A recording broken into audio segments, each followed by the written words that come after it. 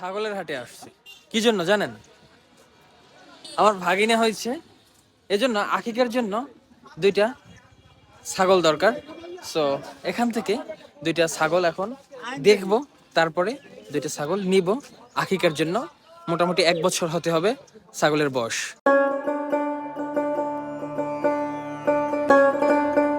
দুইজনে 2টা ছাগল নিলাম।